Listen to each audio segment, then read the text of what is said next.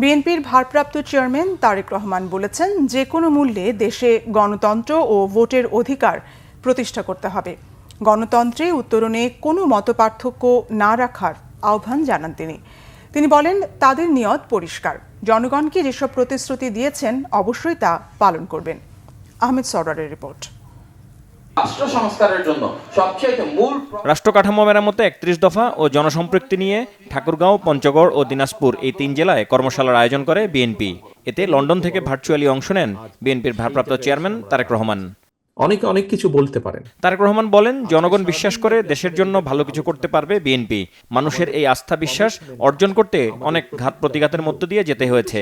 ৩১ দফার যে প্রতিশ্রুতি, বিএনপি তা পূরণে বদ্ধপরিকর। তার প্রমাণ হচ্ছে ৩১ দফা নিয়ে মানুষের কাছে যাচ্ছে বিএনপি।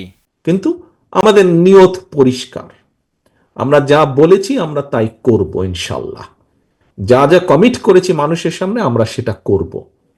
আমরা শুরু করব, আমাদের পরবর্তী জেনারেশন, আমাদের পরবর্তী নেতাকর্মীরা সেটাকে চালিয়ে নিয়ে যাবে। আমরা চাই ঐক্যবদ্ধভাবে দেশকে সামনে নিয়ে যেতে। আমাদের মধ্যে বিভিন্ন বিষয়ে মতপার্থক্য থাকতেই পারে, থাকাটাই স্বাভাবিক। গণতন্ত্রে মতপার্থক্য থাকবে, এটাই স্বাভাবিক। আমরা বসবো, আমরা আলোচনা করব, আমরা সামনে এগিয়ে নিয়ে যাব। কোনোভাবেই যাতে গণতন্ত্রের উত্তরণ, মানুষের ভোটের অধিকার, রাজনৈতিক অধিকার বাধাগ্রস্ত না হয়।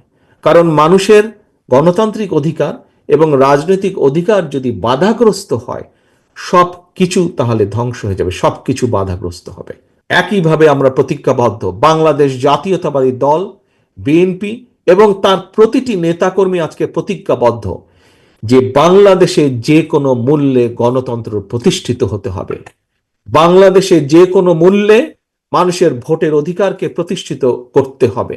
বাংলাদেশে যে কোনো মূল্যে গণতন্ত্র প্রতিষ্ঠার মাধ্যমে, মানুষের ভোটের অধিকার প্রতিষ্ঠার মাধ্যমে মানুষের অর্থনৈতিক স্বাধীনতাকে প্রতিষ্ঠিত করতে হবে।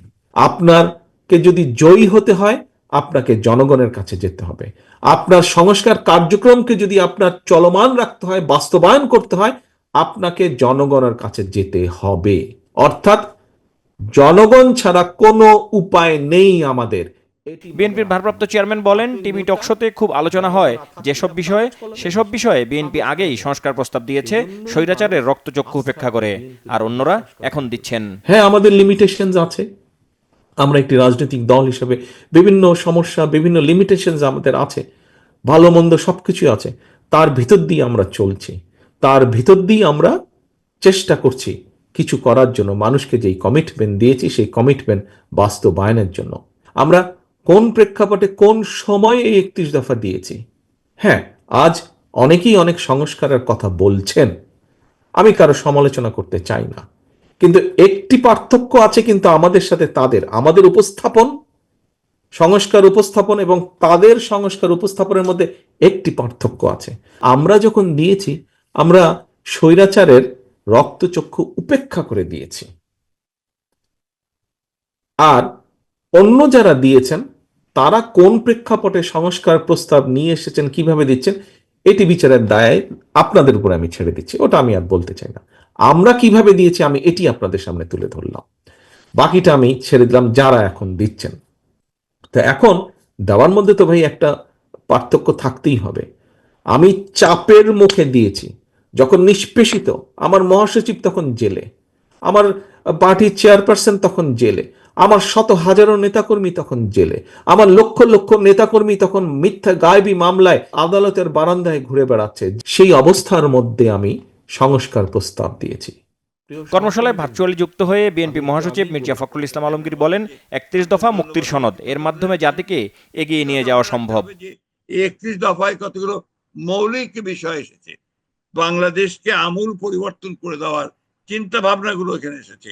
যে চিন্তা ভাবনাগুলোকে আমরা যদি জনগণকে বোঝাতে সক্ষম হই, তাহলে নিশ্চয়ই আমাদের জনগণই সবচেয়ে বড় শক্তি হয়ে দাঁড়াবে সেই নতুন রাষ্ট্রকে গঠন করবার। আজকে অনেক সমস্যা আছে, বিশেষ করে ট্রানজিশন টু ডেমোক্রেসির ব্যাপারে, আপনার গণতন্ত্রে যে আমরা ফিরে যাব তার সেই ব্যাপারে আজকে অনেক বাধা বিপত্তি উপস্থিত হয়েছে। কিন্তু একটা ব্যাপার সত্য উপস্থাপিত হয়েছে যে সংস্কার প্রায় সবাই চায়, এবং এটা প্রমাণিত হয়েছে যে বিএনপি হচ্ছে সেই দল যেই দল প্রথম থেকেই সংস্কার দিয়েই বাংলাদেশকে পরিবর্তন আনতে চেয়েছে শহীদ প্রেসিডেন্ট জিয়া রহমানের সময় থেকেই। দলের নেতাদের উদ্দেশ্য করে কর্মশালা শেষে পরদিন থেকে স্ব ইউনিটে নেতাকর্মীদের নিয়ে বসার নির্দেশনা দেন বিএনপির ভারপ্রাপ্ত চেয়ারম্যান। কর্মপন্থা ঠিক করে মানুষের ঘরে ঘরে ৩১ দফাকে পৌঁছে দেবার নির্দেশও দেন তিনি। জনগণ না থাকলে আপনি কিসের নেতা? আহমেদ সরওয়ার, বাংলা ভিশন, প্রিয় সহকর্মীবৃন্দ, ঢাকা। আপনার নেতৃত্বকে যদি